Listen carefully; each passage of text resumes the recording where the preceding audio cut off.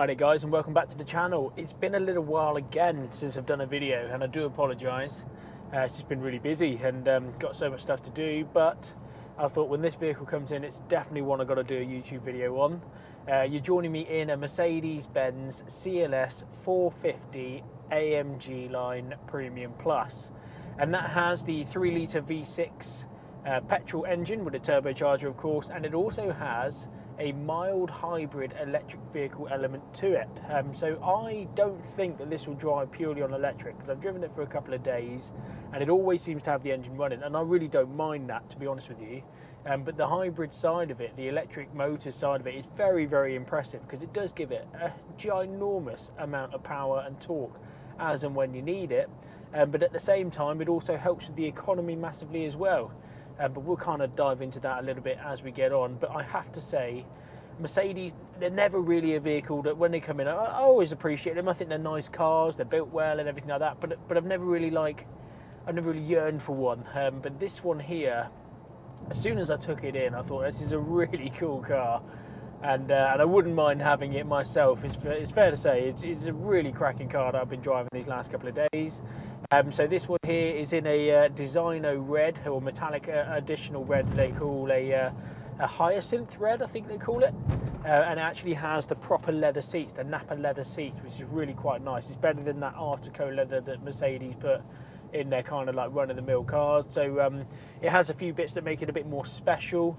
Has the additional 20-inch AMG alloy wheels on there too, which I think really set the car off nicely. And as much as the tyres almost look like they're rubber bands put on some alloys, because they're really, really low profile, you wouldn't necessarily think so. I mean, these roads that I drive on, they're pretty harsh roads. They're country roads and they're full of potholes and everything, as you know, everywhere is now in the UK, isn't it? But it's really, really comfortable, and as you know, you are going to feel the bumps. It's not like a big 4x4 or anything like that, but certainly not as much as I was anticipating.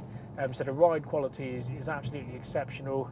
The acceleration is absolutely exceptional at any point. And again, you've got this little dial down on your dash here with an EQ, which is obviously the Mercedes branding for their electric vehicles. And it has one for charge and one for power. And when you put your foot down, the power obviously fills up, because that's what it's put in its hybrid energy to, as well as obviously the engine. So it's actually producing 389 brake horsepower, which I think is phenomenal for what is relatively big in terms of a saloon car. It certainly handles it really, really well. And I have to say, when you sit in it, it really does feel executive. It feels very, very special place to be.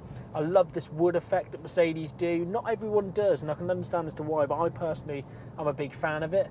And these vents as well that they've got in these later cars. So these were introduced in 2018 on the CLS model that I'm in. And these vents are beautiful. I think it really does set it aside when you sat in it. Lovely ambient lighting, which you only of course see when you're driving of a night time or somewhere dark, and it comes through all underneath the trims and the fascias and everything, and it really does mean that it's a very pleasant place to be. And of course, the big talking point when these first came out were these ginormous digital dashboards or virtual cockpits, whatever you want to call it. And when they first come out and you see a picture of it, you think, well, it's kind of not really my thing. You know, I'm more traditional, having dials and a separate system and things like that. But I have to say, I've fallen for it. I think it's brilliant. The map is ginormous. It's really easy to navigate yourself around it. And because it's all one system, I imagine it's the reason that they've done the integration on the steering wheel. So on the left-hand side of the steering wheel here, I've got all the controls for the left-hand side of the screen, which is the bigger part of the screen. And then on the right-hand side, it's all of my digital dials and dash and everything like that. And again, because it's all a beautiful LED display, you can change your speedos to, I've got it just as a classic look at the moment, but you can change it to sport, where it changes all the colours, and then you can change it to, there's another one as well where it makes it look a little bit more futuristic. I think they call it a dynamic or something like that, and a really cool thing that you can have some real personalisation on. So as much as, you know, you might pull up to another CLS450 or another Merc with this long digital dash, and the likelihood is it's not going to be in the same setup. So as much as you're in very similar cars, the personalisation of it is very, very different, and I really quite like that about this car.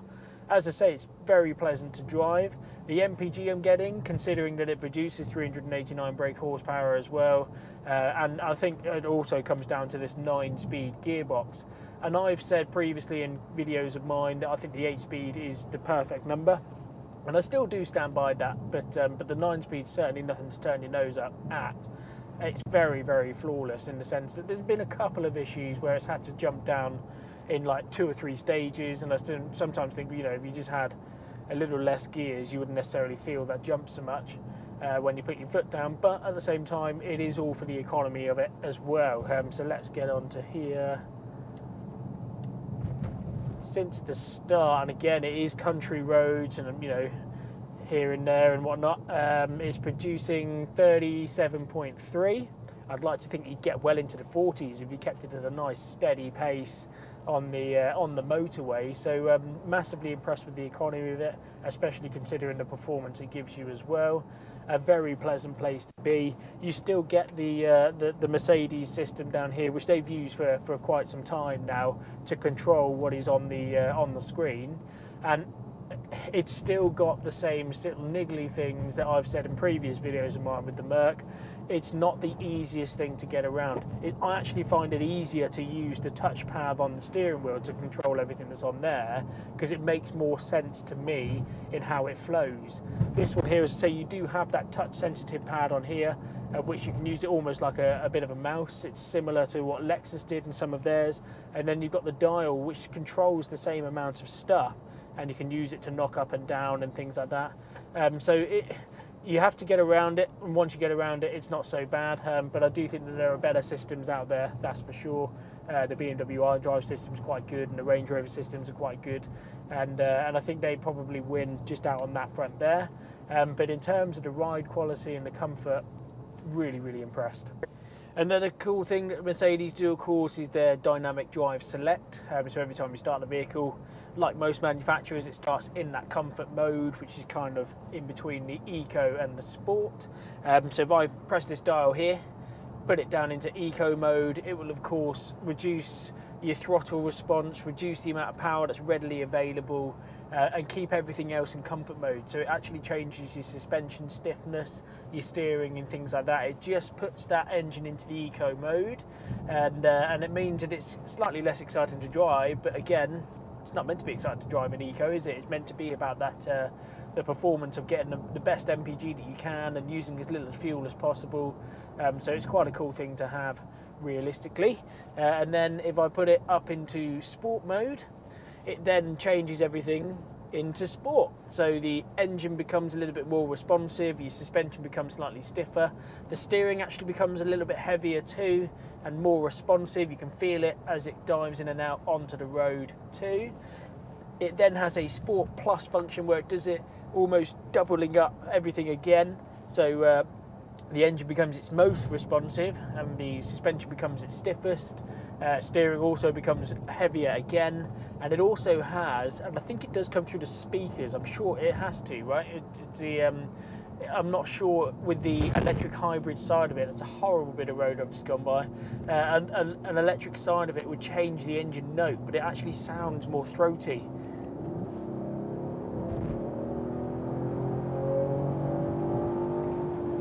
I mean, that V6 is very, very impressive. I'm sure that it's the same V6 engine that they put into like the C43 or the A45 or anything like that. So it's a really, really cool bit of kit to have.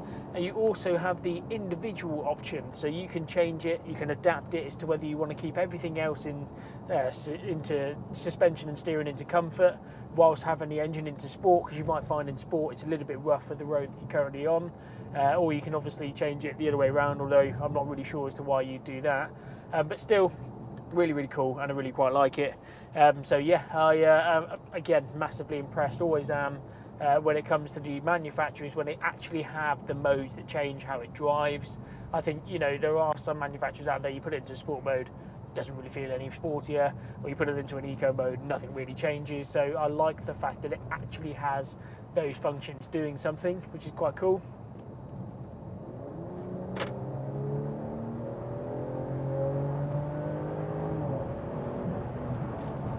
I mean, that is massively quick, massively quick, absolutely. But you can just see, maybe you can't so much in the video, but you feel it a little bit more, because I was just cruising at a low speed, even at, like, 35 miles an hour, and it's in quite a high gear, because it's all about that economy side of it, which is great. But when you put your foot down, it does have that little bit of lag where it's trying to decide what gear is best to really get you going. Once it gets going, absolutely brilliant. But you do sometimes wonder if I'm following something really slow, pull out to overtake, it's perfectly safe to do so. It then might become not quite so safe to do so because your car hasn't picked up quite as quick as what you would like or what you would feel comfortable with. But as I say, once it gets going, it's really quite impressive. And I do love driving this thing. As I say, as much as the tyres are really low profile and everything, and the roads around here are pretty shoddy, it's very, very comfortable, and I can definitely see this as a proper motorway cruiser. I think that's what they're made for, aren't they? They're a very executive looking car. They give you massive seats. You've got these nice big bases with full electric adjustments on the door here, including this one here. And actually, where a lot of cars kind of have a two-piece base, of which it comes out to support your knees, this has almost got like a rolling base, and it's really quite cool to see. And you can also, because it is the executive kind of saloon that Mercedes will offer, if I press this button here, I can control what the passenger seat is doing. And I think what the idea of that is to almost have it that if there's a customer in the back that you're chauffeuring and they're tall and whatnot, and they think, actually, I could do with a little bit more space, you haven't really got to faff about, have you? You just press that button there, bring the seat forward. It's a little gimmick, of course it is, it's not life-changing, but it's quite a cool thing to have on the car. The Burmester sound system, which is of course what Mercedes use in their high-end type stuff, and it's always an additional extra that you can get into a lot of cars as well. It's in the C63 that I've recently filmed with. It's a brilliant system, absolutely fantastic. You've got the full equalizer settings that you can go through as well. You can of course keep it to just your ordinary, your treble, your middle and your bass, but you can actually dive into it further. But the Burmester sound system is absolutely brilliant. It has the intelligent LED lighting system as well, which again I've seen on previous Mercedes, such as the C63 that I've just mentioned. It's a really cool system again, because it does all of your high beam and everything for you, but it goes further than that too. It does it in the sense of when you're driving at night, there's cars coming the other way, it'll keep your high beam up on the left hand side, providing there's nothing that's going to be blinded doing that. And it almost builds the light around the oncoming traffic. And of course, when you go through swerves and bends, it bends the light to go with you as well. Really, really cool system. Definitely worth having if you are looking at spending some serious money onto a Mercedes. I always try and look for that LED intelligent light system, because it's very futuristic, but it will also stay modern for quite some time. So I think it's definitely worth looking at that as well. This also has the 360-degree cameras, which is very, very handy if you're in tight spots, and almost not needed as such, but it's a very handy tool to have because it is very long. And the bonnet, you do see the top part of the bonnet, but of course it slopes off. Same with the boot as well. It's a very long car, so that 360 camera and the 360 sensors are really, really handy. It gives you the bird's eye view, and then depending on the direction that you're going, it will change it as to whether you want your rear camera or your front camera. You can do junction view, you can do curb view, all the usual bits that you can do, but again, really quite cool. And in terms of a con for this car, I'm not sure I've really found any, and that's, maybe I'm just smitten with it. But I think the hybrid technology, I'm not a fan of a fully electric car. I don't think that's necessarily the way forward for the automotive industry. They're impressive with their stats, they're incredibly quick and whatnot, but they're really, really heavy. They, in terms of a mass production, I don't think they're actually helping much, but that's a whole nother video.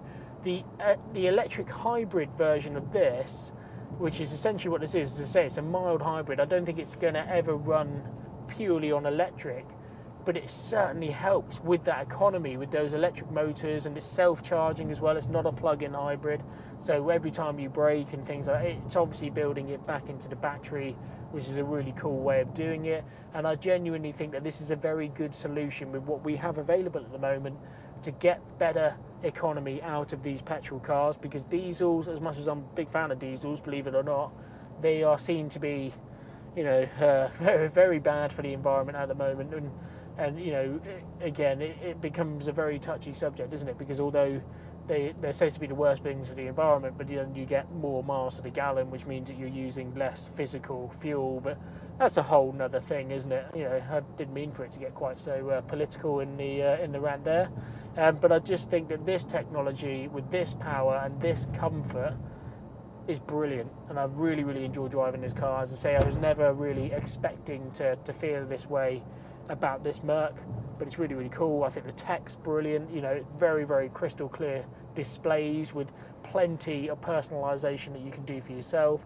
Feels very special when you're in it with all of the wood and all of the ambient lighting and everything. It's all got a very nice finish. You know, it's all very solid. And yeah, I really enjoy being in here, to be honest with you. I'd probably use it myself if I didn't have to tow quite so much, but I do quite a lot of towing, and of course I've got low key, and that's the other downside of having the CLS. It's a saloon, of course, and doesn't have a boot space for him, and it's not worth him getting in the back and everything. But yeah, just a really, really impressive car. I've really enjoyed driving over the last couple of days, and I was quite excited to do a video on it. So if you have any questions or anything like that, then feel free to leave them in the comments below. And if you did like the video, please do not forget to like and subscribe to the channel. I'm hoping to designate a day a week to do these videos on some of the stuff that we've got coming in, and I'm really quite excited about that. And yeah, I hope to see you for the next one. Thanks very much.